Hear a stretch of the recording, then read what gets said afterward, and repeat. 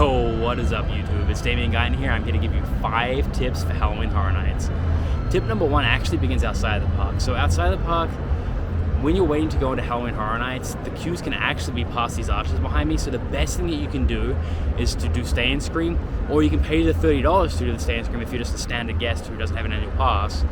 And you're allowed in the park earlier. It means that you can actually queue up to get into a couple of the houses before the park even opens. So the best thing you can do is do that, and you almost guarantee to at least hit 2 houses before any other guest gets inside the park, which is definitely good because these lines at Halloween Horror Nights can be so long. Also, don't forget to like and subscribe if you enjoy the content. So my second tip for Halloween Horror Nights is that because photography inside the houses is prohibited, the best thing you can actually do is to walk in some of the scare zones, and you're going to find the best interactions there and be able to get some of the greatest photos you're going to get during Halloween Horror Nights.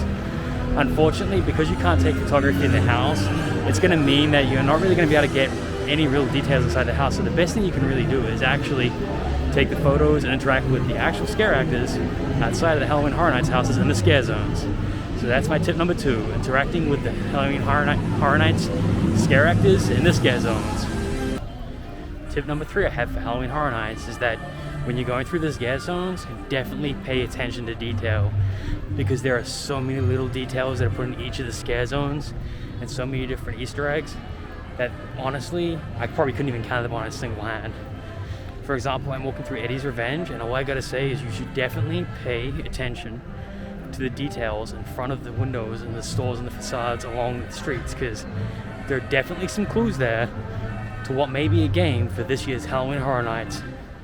So definitely pay attention to all the little details in the scare zones, because they may attribute to a game, and they may just tell you more of the lore to do with Halloween Horror Nights and all the different icons and characters. So yep, as I said before, pay attention to the details. Tip number 4 is check out the Tribute Store.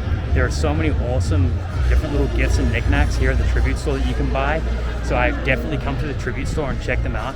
There are also a lot of treats inside as well, from like the Frankenstein bride's cake to these little caskets, these chocolate little caskets that are a brownie.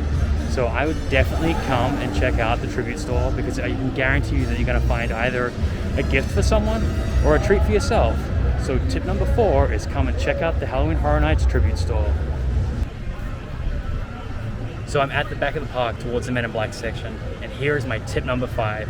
Tip number 5 is honestly, don't eat before you come to the parks. And the reason why I say that is because this year Universal has definitely upped their game on food and all the different items that they have here.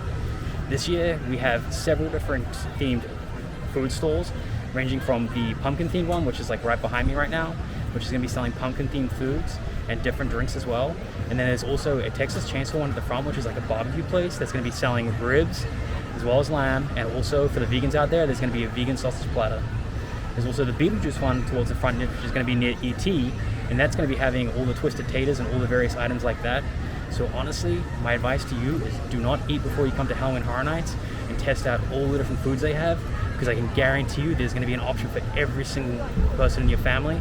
And honestly, I cannot wait to try them. Honestly, the first thing that's going to be on my list is probably the barbecue, because that one there sounds the most appetizing. Also, we cannot forget that towards the front of the park near the barbecue is also going to be the Jack themed food as well, all the carnival themed food, so I would definitely try those out. And I have one last tip for you, tip number 6. It's the bonus tip. The bonus tip is just enjoy yourself. This time of year, it's Halloween, and it only comes around once a year. So just go to the event, enjoy yourself, and just please, please, please, just be nice to the team members and the scare actors. If there's any sort of COVID restrictions or protections being put in place, just accept them and enjoy the event, because at the end of the day, Universal is the one that puts these in place, not the team members, and certainly not the scare actors. So it's not their fault if they can't just jump around a corner and scare you and they have to be behind these vinyl see-through curtains.